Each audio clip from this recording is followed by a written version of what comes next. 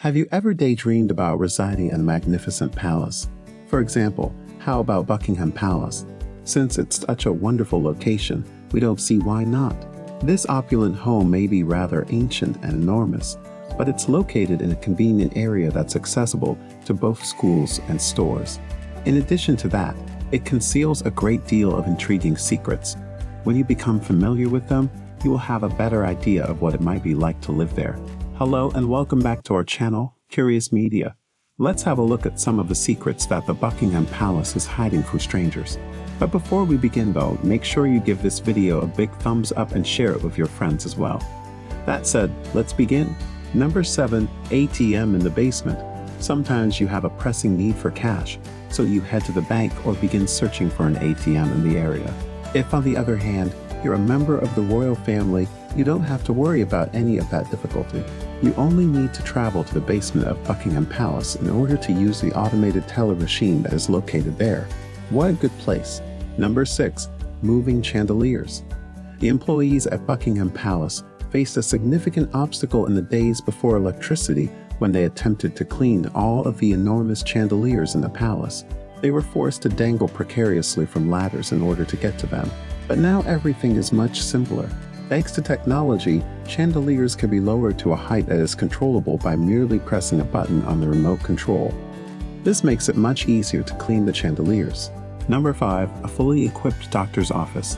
In the event that a member of the royal family experiences a serious health problem, they would typically go to a specialized hospital where they will be cared for by the nation's leading medical professionals. However, in the event that they are unable to do so due to a particular circumstance, they do not need to be concerned because they can get care without having to leave the palace. Even surgical operations can be performed at that location thanks to the office of a doctor who is there. Number 4, the largest private garden in London.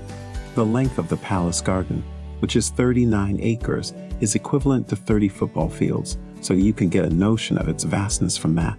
Consequently, if we continue to use football as an analogy, the palace would be equivalent to the luxury boxes that overlook all 30 football fields. Oh, never mind.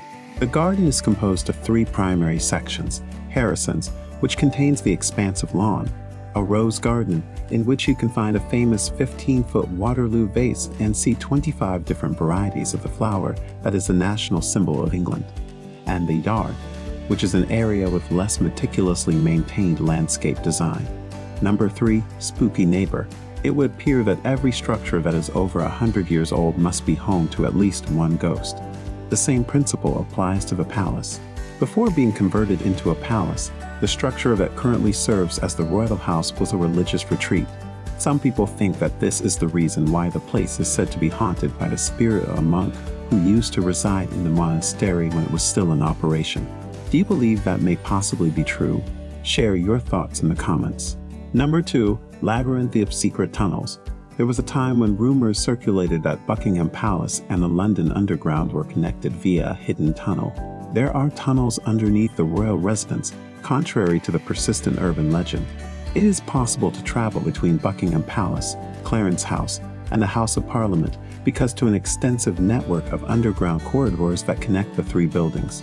It goes without saying that the goal of this system is to provide security, but we can't help but wonder if Queen Elizabeth ever took advantage of it when she wanted to drive somewhere but didn't feel like driving a car. Perhaps she used a golf cart to get about while she was down there by herself. Now, before we reveal our top pick, make sure you smash that subscribe button and hit that bell icon to get notified whenever we post a new video. That said, let's get going. Number 1, it wasn't originally built for kings and queens. This fact is likely to come as a surprise to you. But before it was transformed into the structure that we know it as today, the palace was nothing more than a 3-story blockhouse that was owned by John Sheffield, the Duke of Buckingham.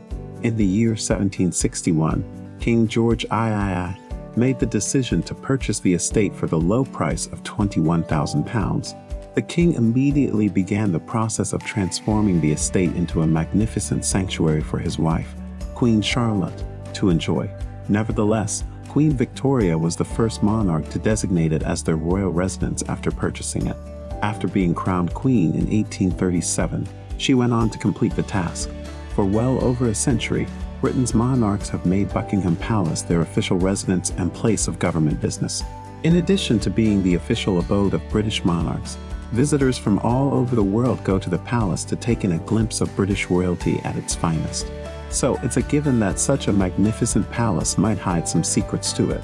Which one of these secrets astonish you the most? Let us know in the comments below. Thanks for watching.